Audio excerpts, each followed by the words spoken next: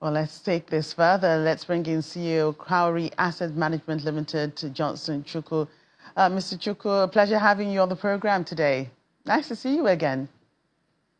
Thank you, Joke. It's my pleasure to see you again Right. as well. Okay, so I see you're smiling. $200 billion is a lot to smile about. Maybe when, you're not giving it away. But what would you do if you had $200 billion? Give it away like Bill Gates?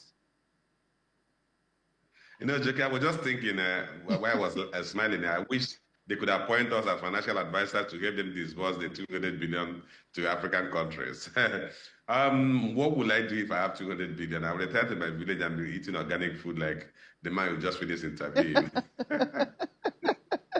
Right.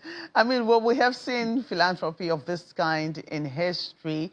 There is the Ford Foundation, created in 1936 by President of Ford Motor Company and son of the company founder Henry Ford, Edsel Ford, to receive and administer funds for scientific, educational, and of course, charitable purposes. They have given away $5.7 billion over the past 5 years, but they're still making a lot of profit.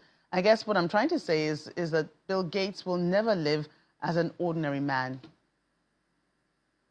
No, absolutely.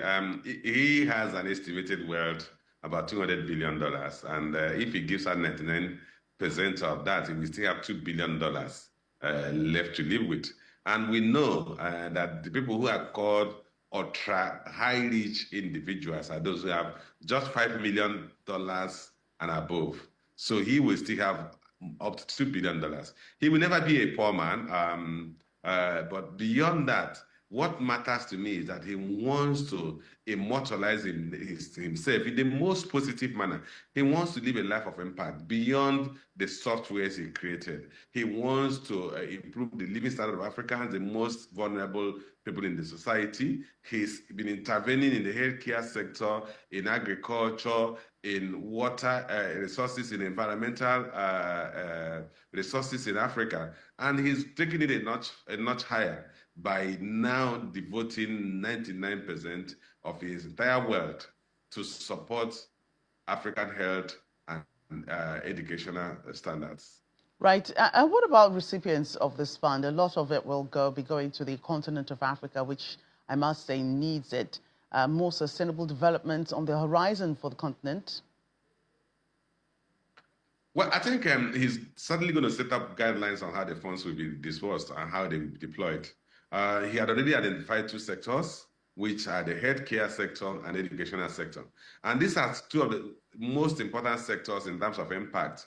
Of course, we know, like Mandela said, it's only education that you can turn the child of a poor man or a farmer into the president of a nation. So by intervening in the educational sector, improving quality of education, improving access to education, he will actually be turning around the fortunes of Africans.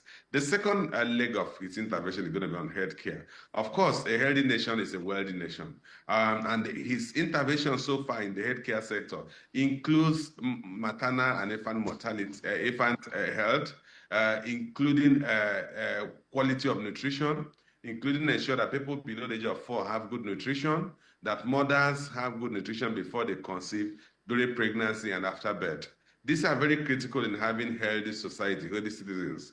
And it's people that have good nutrition, that have the mental capacity to absorb academic input.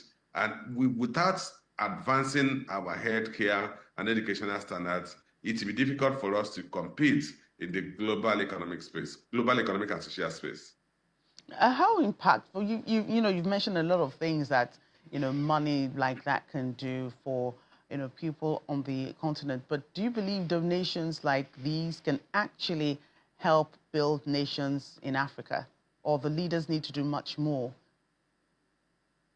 Well, handouts, assistance will never turn anybody into any country into a successful nation. Neither can handouts turn an individual into a prosperous person.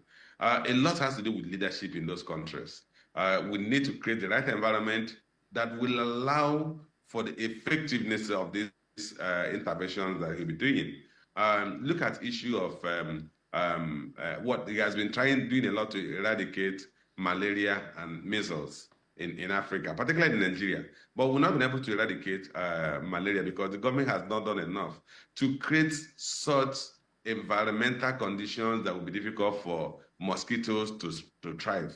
So there is a limit to the effectiveness of what he's going to do, but clearly his intervention will have impact.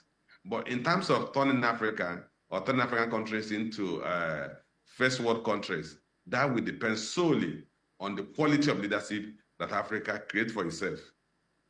Right, Mr. Chukwu. A pleasure again having you on the program today. Same here. Thank you for having me.